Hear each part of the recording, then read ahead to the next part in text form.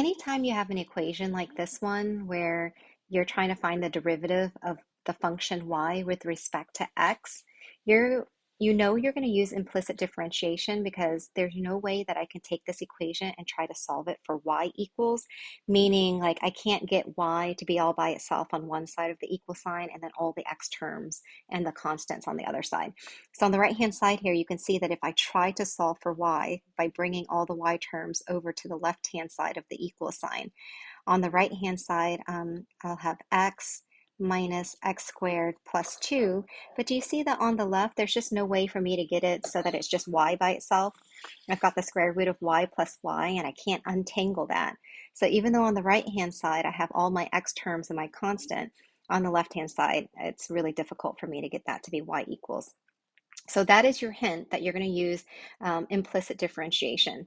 So don't even worry about trying to take your equation and rewrite it and solve it for y. Just leave it the way it is and then just start taking the derivative of each term with respect to x. So I'm going to use that notation. Take the derivative, okay, with respect to x of every single term. So I'm going to take the derivative with respect to x of every single term. And this term here, I'm going to rewrite it as y to the 1/2 power. So that's the same thing as the square root of y.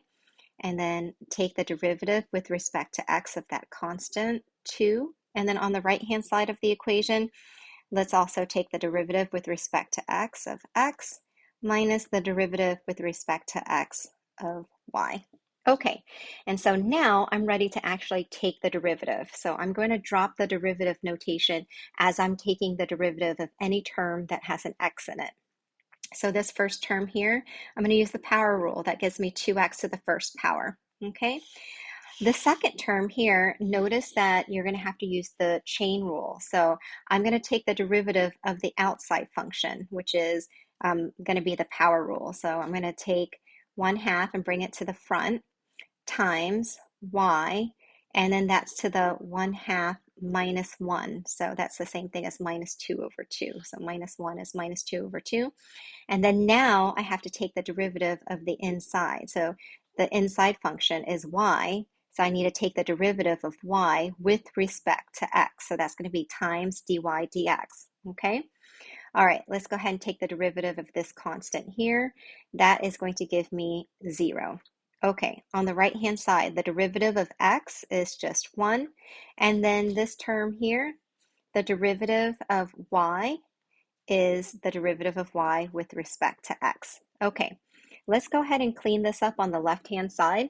So I'm going to bring down that 2x, but this term right here, that's going to be 1/2 times y to the negative 1/2, okay, times dy dx. And then on the right-hand side, I have that 1 minus dy dx. I'm just going to keep bringing it down. And then again, guys, we can rewrite this now. This is going to be 1/2 times 1 over y to the 1/2. And remember, that's the same thing as 1/2 times 1 over the square root of y.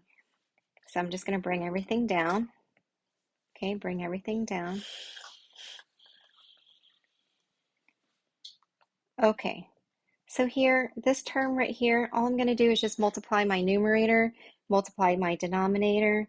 And so when I do that, that's just 1 over 2 times the square root of y times dy dx is equal to 1 minus dy dx. Okay, now what you're going to want to do is you're going to want to take this equation and solve for dy dx. So what I'm going to do is I'm going to take this dy dx and bring it to the left-hand side, and I'm going to take this 2x and bring it to the right-hand side. So all of my dy dx terms are on the left-hand side. Okay, I'm running out of space. I'm going to move up to the top here. So on the left-hand side, I still have that 1 over 2 times the square root of y times dy dx. And then I'm going to add that dy dx term from the right-hand side. And then on the right-hand side, I still have that 1 minus, and then I'm going to bring over that 2x from the left-hand side. Okay, so notice here that on the left-hand side of the equal sign, I've got two terms here. I've got this term that has dy dx in it, and then I've got this second term that has dy dx in it. So what I'm going to do is I'm going to factor out that dy dx, okay? And what's left inside is 1 over 2 times the square root of y plus 1. On the right-hand side, that's 1 minus 2x. And again, you can double check yourself, because if I take this dy dx and multiply it back times those two terms inside parentheses, I get back what you have in that equation in that line above it. Okay, all right, so what's really nice about this is now I almost have dy dx by itself. But it's not by itself because it's attached to this guy by multiplication. So I'm going to undo that by dividing both sides by 1 over 2 times the square root of y plus 1. So then that will cancel out, and then make sure whatever you do to one side of the equation, we do the same thing to the other side. So now I finally have this for solve for dy dx, which is exactly what I'm looking for. And then this is the answer. So the derivative of this function with respect to x is 1 minus 2x over 1 over 2 square root of y plus 1. Okay, and in this problem, it's asking us to evaluate this at the point 1 comma 1. So that's when x is 1 and when y is 1. So all I'm going to do is just substitute that into this derivative function. So 1 minus 2 times 1 over 1 divided by 2 times the square root of y, and here y is also 1, plus 1. And so when you do that, you're going to end up with negative 1 over, and then this guy right here, 1 over 2 times the square root of 1 is just 1 over 2, because the square root of 1 is 1, and 1 times 2 is 2. So I get 1 half, right? And then 1 half plus 1 in the denominator, I get 3 halves. And then I'm kind of running out of space here.